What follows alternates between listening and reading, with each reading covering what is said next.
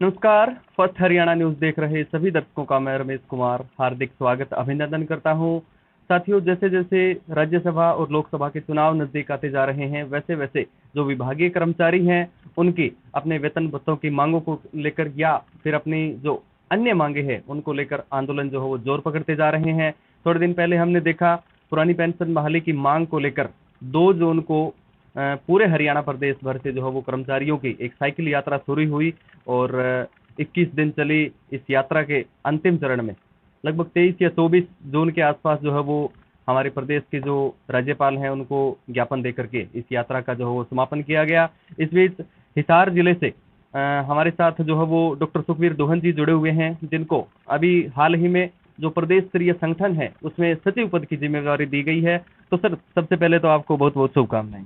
Thank you. आपको भी आपके फर्स्ट हरियाणा चैनल के माध्यम से सभी श्रोताओं को शुभकामनाएं। जी सर, जो 21-22 दिन जो यात्रा चली, इससे क्या लगता है किस तरह का प्रभाव जो है वो आने वाले समय में आपकी मांगों को लेकर के सरकार के ऊपर जो है वो पड़ने वाला है? देखिए, अब तक जो 2018 से लेकर 2023 तक जो मुहिम थी हमारी वोट पुरानी पेंशन बहाली की मांग को लेके, पहले ये मांग केवल कर्मचारियों मानी जाती थी, लेकिन इस यात्रा के माध्यम से हम ये बताना चाहते हैं कि हम भी आम पब्लिक का हिस्सा हैं और उस यात्रा में हम काफी हद तक सफल रहे। इस यात्रा में सभी आम जन का हमारे को सहयोग मिला, चाहे वो आम ग्रामीण हो, चाहे वो ग्राम पंचायत हो, चाहे वो खाप पंचायत हो, चाहे किसान संगठन, मतलब समाज से जुड़े हुए सभी सामाजिक संगठनों, सभी कर्मचारी संगठनों ने खुला भरपूर समर्थन दिया। और आपने देखा होगा जहाँ जहाँ से यात्रा गुजरी, मतलब एक सेना नायकों की तरह उनका स्वागत किया गया। तो इसके ऊपर नेचुरली सरकार के ऊपर दबाव है और सरकार दबाव माने या ना माने वो तो सरकार की मर्जी है, लेकिन अब हमारी मुहिम वोट फॉर ओपीएस है। और आने वाले लोकसभा चुनाव में और विधानसभा चुनाव में जिस प्रकार हमारे कर्मचारियों ने एकजुट होकर कर्नाटक में और हिमाचल में वोट फॉर ओपीएस के लिए वोट किया, इसी प्रकार हमारे भी हरियाणा के जो कर्मचारी हैं वो भी अब इस तरह जाग चुके हैं कि वोट फॉर ओपीएस करेंगे। जी, तो सर, जिस तरह से आपने इन 21-22 दिनों में जो मेहनत की, उसी आधार पर मुझे लगता है कि आपको जो प्रदेश स्तरीय संगठन है उसमें जिम्मेवारी दी गई है। तो अब आगामी समय की यदि हम बात करें, हिसार जिले में ही नहीं पूरे प्रदेश भर में यदि हम बात करें, तो सरकार के लिए जो है वो हालात दिन ब दिन जो है वो बदतर होते जा रहे हैं। ये इसलिए कह रहा हूँ क्योंकि किसान धरने पर बैठे हैं, एक तरफ हिसार में और सिरसा में भी और अन्य कई जिलों में जो क्लर्क स्टाफ है वो भी जो है वो धरने पर मतलब अपनी मांगों को लेकर बैठा हुआ है। तो आगे की जो ओपीएस की मांग को लेकर जो रणनीति है वो क्या रहने वाली है? ओपीएस की मांग को लेकर देखिए, पहले हमने सरकार से मांगा ज्ञापनों के माध्यम से, सरकार ने नहीं सुनी। अब हमारा जो 23 जून को जो में राज्यपाल को जो ज्ञापन था वो आखिरी ज्ञापन था। अब हम आम लोगों को, न केवल कर्मचारियों को बल्कि आम लोगों को इस बात के लिए जागरूक करेंगे कि सरकार पूरी तरह से ज्यादती कर रही है और अपनी जिम्मेदारी से भाग रही है। इसलिए न केवल कर्मचारी बल्कि आम आदमी भी एकजुट होकर आने वाले चुनाव में वोट फॉर ओपीएस, जो सरकार ओपीएस देगी, जो पार्टी ओपीएस सरकार ओपीएस देगी उसी को वोट देंगे। यहाँ मैं एक बात और क्लियर कर देना चाहता हूँ आपके माध्यम से, हम सरकार के खिलाफ नहीं है। असली कर्मचारी सरकार तो कर्मचारी होते हैं, हम तो हमारा हक मांग रहे हैं, सरकार हमारे को दे दो। आज ये सत्तारूढ़ जो दल है ये यदि प्रस्ताव पास करके विधानसभा में प्रस्ताव पास करके और ये आज नोटिफिकेशन जारी कर देते हैं तो हम इनके साथ हो जाएंगे। हम औरों की तरह हम सरकार के खिलाफ नहीं, हम हमारे हक की आवाज उठा रहे हैं। हमारे हक की आवाज उठाने में जो बीच में आएगा उनको हम सबक सिखाएंगे वोट के माध्यम से। जी सर, तो विपक्ष अभी कल ही मैंने सुना है अक्टूबर या सितंबर या अक्टूबर में जो है वो जंतर मंतर पर एक बहुत बड़ी रैली करके जो है वो राष्ट्रीय स्तर की रैली होने वाली है और विभिन्न मुद्दों पर राज्य और केंद्र सरकार को घेरने का काम करने वाला है। तो इसी नज़र से यदि मैं देखूं तो जो पुरानी पेंशन बहाली संघर्ष समिति है उसका कोई बड़ा एजेंडा है कि यदि सरकार पर मतलब दबाव बनाने का, कोई किसी तरह की रैली वगैरह करने का, जैसा पीछे थोड़े दिन पहले पंचकुला में हम गए थे? बिल्कुल, हमारी 1 अक्टूबर को नमो पीएस है, national movement for old pension scheme. हमारे जो राष्ट्रीय अध्यक्ष विजय बंधु जी हैं उनके नेतृत्व में उत्तर प्रदेश में भी रथ यात्रा चली हुई थी, हरियाणा में जैसे साइकिल यात्रा चली हुई थी। इसी प्रकार जहाँ जहाँ भी ओल्ड पेंशन नहीं है वहाँ सभी स्टेटों में ओल्ड पेंशन की मांग को लेकर मुहिम चली हुई है। 1 अक्टूबर को दिल्ली में एक महाशंखनाद रैली होगी जो जिसमें पूरे देश के लोग कर्मचारी शामिल होंगे और उस रैली में हरियाणा की भागीदारी, दिल्ली के चारों तरफ है तो हरियाणा की भागीदारी उसमें सबसे ज़्यादा होगी। आप देखोगे कि 40% अकेला हरियाणा की संख्या वहाँ पहुँचेगी और हर कर्मचारी वहाँ छुट्टी लेके 1 अक्टूबर की जो महाशंखनाद रैली उसमें पहुँचेंगे। बहुत बहुत धन्यवाद आपका। Thank you. हमारे साथ डॉक्टर अशोक सर भी जुड़े हुए हैं, इनसे भी बातचीत कर लेते हैं। सर नमस्कार। नमस्कार। जो साइकिल यात्रा चली पूरे हरियाणा प्रदेश में, हमने देखा बहुत अच्छा रिस्पॉन्स पब्लिक का भी और कर्मचारी हैं उन सभी का देखने को मिला। आप क्या मानते हैं आगामी समय में सरकार पर इस जो साइकिल यात्रा है इसका असर कितना जल्दी हो सकता है? देखिए, साइकिल यात्रा का मेन तो एक मैसेज था, ये था कि भाई ये जो डिमांड है ना, जी या जो ओपीएस है, कर्मचारी इस बात को समझाने में कामयाब रहे कि पेंशन नहीं मांग रहे, पेंशन तो है बट तरीका गलत है, जी वो समझाने में कामयाब रहे। और ये भी समझाने में कामयाब रहे कि भाई जो सरकारी कर्मचारी है, वो जो बुजुर्ग जो है वहाँ धूप में हमारे साथ चल रहा था, उसी का पोता बेटा था जी या आने वाले का बच्चा होगा। जी और अगर मान लिया उसको 30 साल बाद जब आपका बेटा अगर मान लिया पेंशन ले रहा है, तो उनके दादा, उनके फादर सब सुरक्षित हो जाते हैं एक साथ में ही, तो आपके उनके बच्चे भी। एक तो हम जो है जो पब्लिक का और फासला दूर करने में इसके दौरान कामयाब रहे, और उसी की मेहनत का और उसका असर था कि भाई उसी के लिए सुखबीर जी को जो है संगठन सचिव की जिम्मेदारी दी गई है।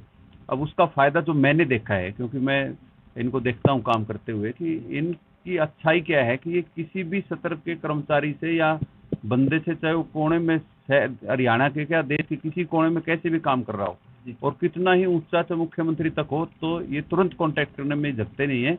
और संगठन सचिव में इस तरह का बंदा अगर होगा तो वो जो है इसको सही से क्रियान्वित कर पाएगा और एक तरीके से सब लोगों से जोड़ पाएगा, क्योंकि ये खुद जो है कई स्तर पे काम एक तरह से कर चुके हैं, चाहे एज ए रिपोर्टर किया हो, चाहे एज ए कच्चे कर्मचारी के तौर पे किया हो, चाहे एडिड कॉलेज में किया हो, चाहे गवर्नमेंट कॉलेज में किया हो, और जो है फिजिकल एजुकेशन का तो विद्यार्थी है, तो वो तो मेहनती तो होते ही, इसलिए उसका फायदा तो संगठन को मिलेगा ही।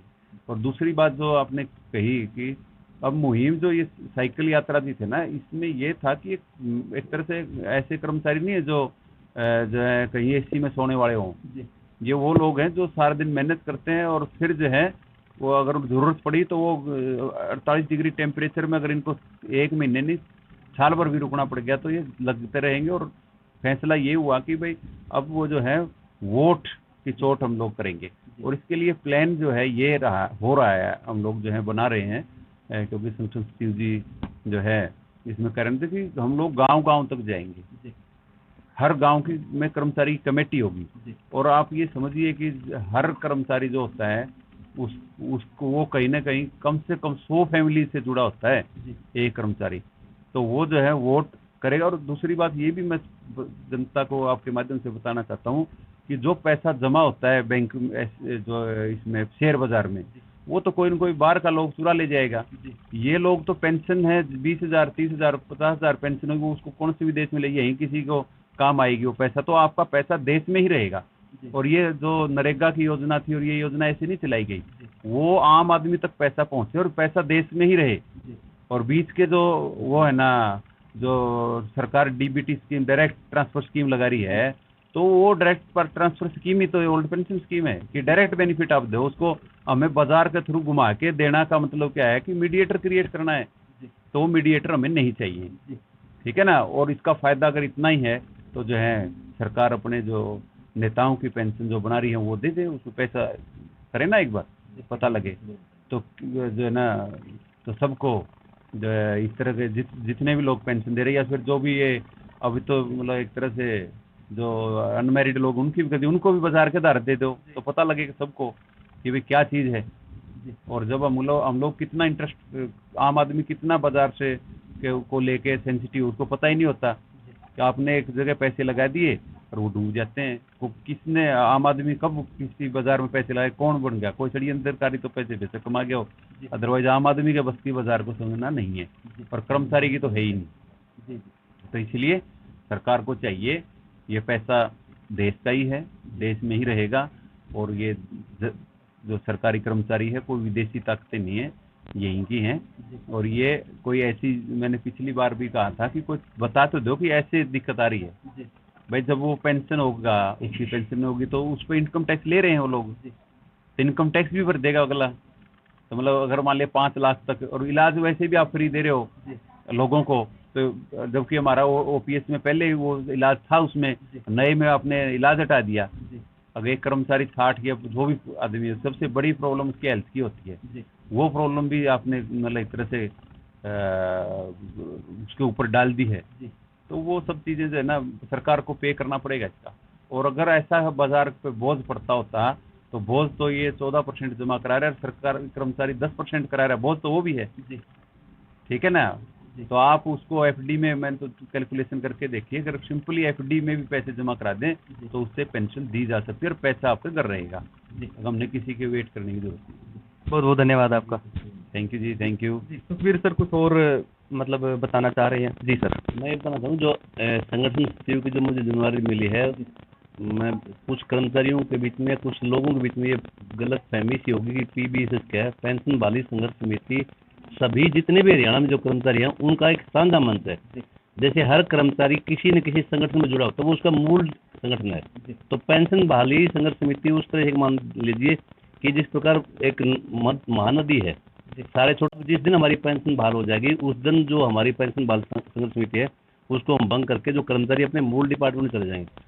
और ये पेंशन बहाल संघर्ष समिति एक सबसे बड़ी अच्छी बात यह है कि यहाँ केवल और केवल एक ही मांग लेके चल रहे हैं। इसलिए कर्मचारी अपने मूल संगठन में रह के अन्य जो कर्मचारियों की डिमांड है उनको उठा सकते हैं, उसमें पेंशन बहाली संघर्ष समिति किसी को रोक नहीं रही।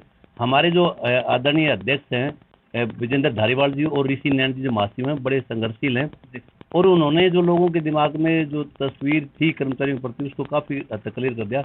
और आज हर आदमी मानने लगा कि सबसे कर्मठ जो लोग हैं हर डिपार्टमेंट के, हर संगठन के, वो पीबी से जुड़े हुए हैं। और आने वाले समय में जो इतिहास जब लिखा जाएगा तो उसमें पीबीएसएस का नाम सवर्ण अक्षर में लिखा जाएगा।